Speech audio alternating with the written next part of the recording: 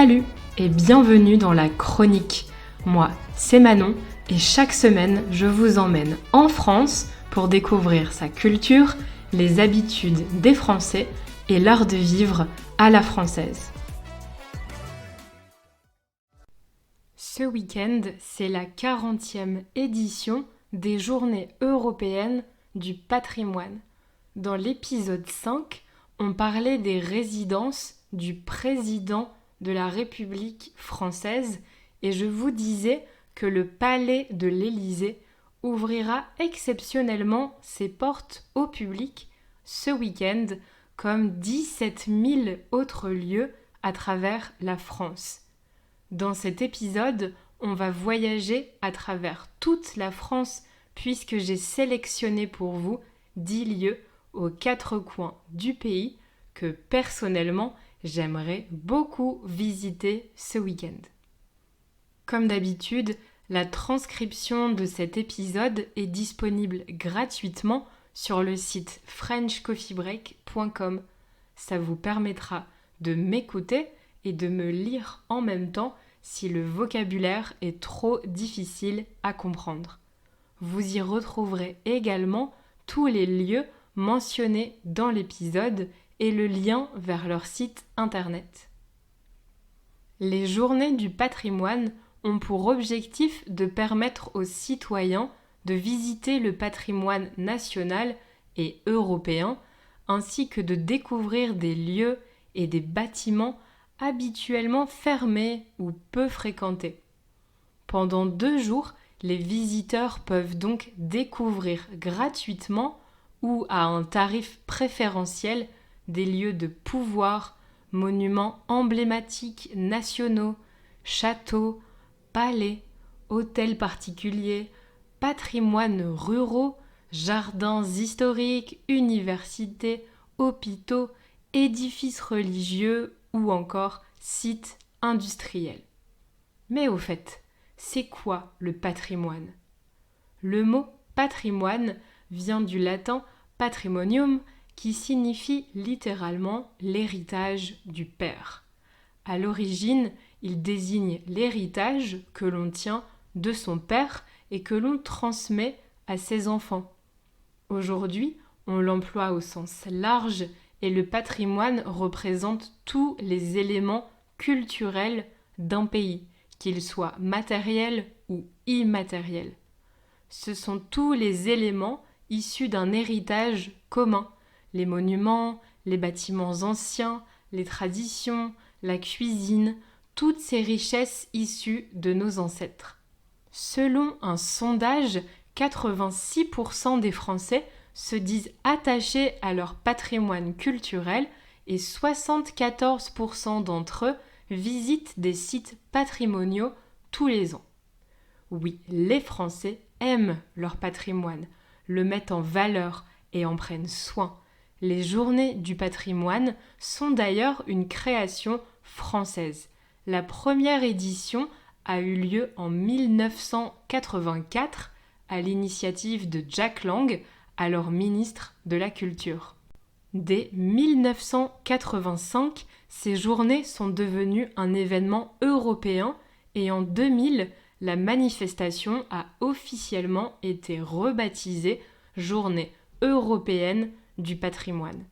Depuis, des événements nationaux et régionaux sont organisés chaque année autour d'un thème particulier qui varie dans chaque pays et d'une année à l'autre. Cette année, ce sont 2 thèmes qui ont été choisis, le patrimoine vivant et le patrimoine du sport. Le patrimoine du vivant désigne les pratiques, les connaissances et les savoir-faire transmis et recréés d'une génération à l'autre, comme les chants, les danses, les rituels, les fêtes, les gestes liés à l'artisanat traditionnel ou encore les connaissances liées à la nature et à l'univers. De nombreux centres culturels, musées, bibliothèques, tribunaux, banques ou opéras ouvriront donc leurs portes ce week-end pour vous présenter des expositions uniques ou vous proposer des activités un peu différentes en lien avec le thème de cette année et l'histoire de chaque ville. Dans le cadre des Jeux olympiques 2024, le patrimoine du sport sera donc également mis à l'honneur. Depuis le début du XXe siècle, les lieux accueillant des pratiques sportives se sont largement développés. De nombreux sites constituent aujourd'hui le patrimoine sportif. Stades, piscines, hippodromes, patinoires, terrains de golf ou de tennis. Ils vous dévoileront ce week-end leurs coulisses et en parallèle les centres de préparation et d'accueil de sportifs de haut niveau ouvriront leurs portes aux curieux. Dans les musées, des visites thématiques mettront à l'honneur les collections d'objets témoignant de l'histoire du sport et de sa place dans nos vies. Au total, 70 000 événements auront lieu dans toute l'Europe et on attend plus de 20 millions de visiteurs. Un beau programme, mais je préfère vous prévenir, les monuments les plus prisés, les plus demandés, sont souvent victimes de leur succès et il faut parfois attendre des heures pour y entrer. Alors, un conseil, armez-vous de patience et si c'est possible, regardez les disponibilités sur Internet, puis essayez de réserver à l'avance. Vous souhaitez participer ? J'ai sélectionné pour vous 10 lieux exceptionnels à visiter à Paris, mais aussi dans d'autres villes de France. On commence avec ma région et on atterrit à Roubaix, dans le nord.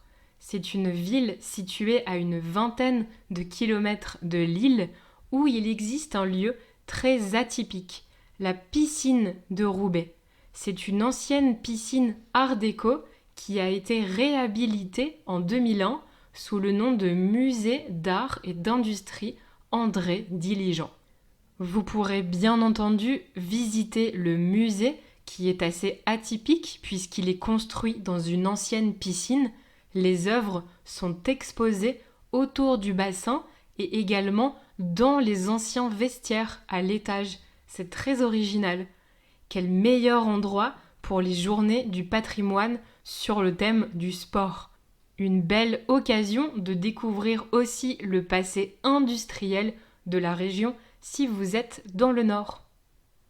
On part maintenant dans la ville du Mans, célèbre pour son circuit automobile qui sera exceptionnellement ouvert ce week-end.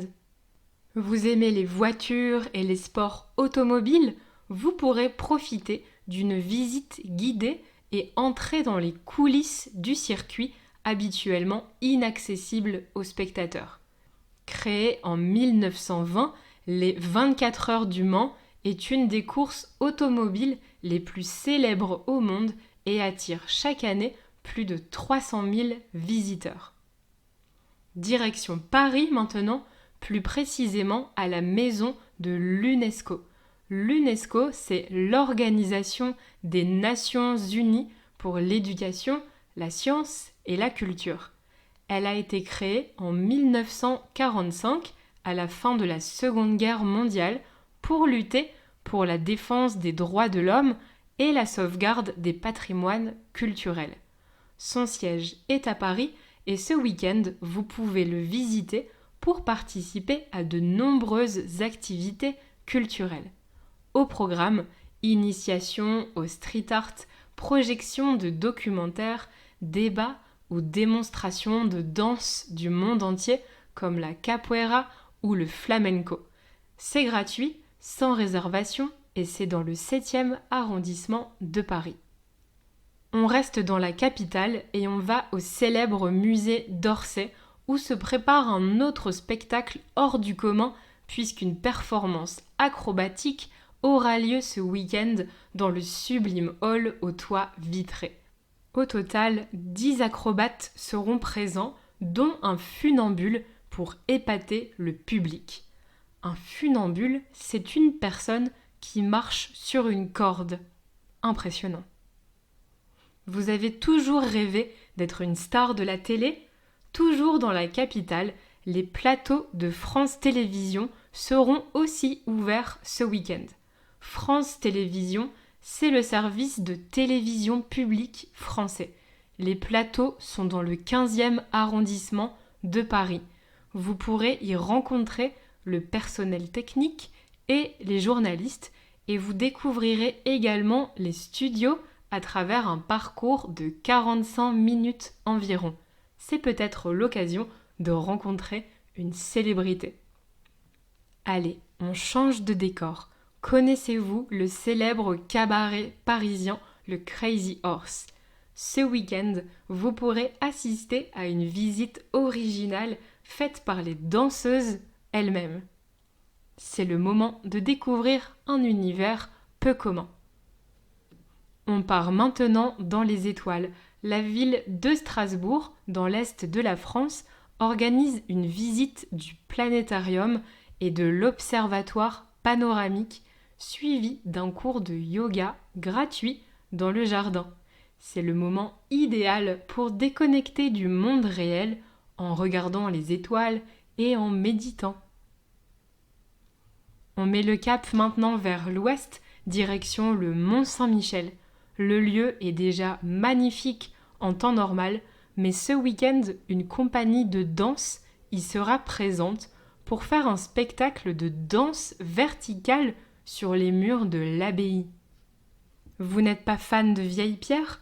Le patrimoine n'est pas seulement représenté par des monuments, mais aussi par des éléments immatériels comme la gastronomie. C'est pour ça que je vous emmène maintenant dans la région de Bordeaux, plus précisément au château Pape Clément. Les vignerons vous proposent une visite guidée du domaine et bien sûr une dégustation de ce cru d'exception. Rendez-vous dimanche après-midi au vignoble. En réalité, presque toutes les maisons de vin vont organiser des visites ce week-end. Si vous êtes en Bourgogne, c'est le moment de visiter les vignobles de Sancerre ou de Pouilly-Fumé, par exemple, des grands noms du vin français. Vous l'aurez compris, Paris étant la capitale, c'est là où vous trouverez le plus de lieux uniques et d'activités insolites. C'est impossible de lister le programme complet de Paris et de toutes les autres villes, mais il se passe forcément quelque chose d'un peu spécial autour de chez vous ces 16 et 17 septembre. À Nice, par exemple, on peut faire une visite guidée à vélo. À Metz, on pourra participer à un jeu de piste qui s'appelle le cadeau disparu de Louis XV. Vous devrez retrouver des objets à travers la ville. Même chose à Lyon qui vous attend pour une chasse au trésor.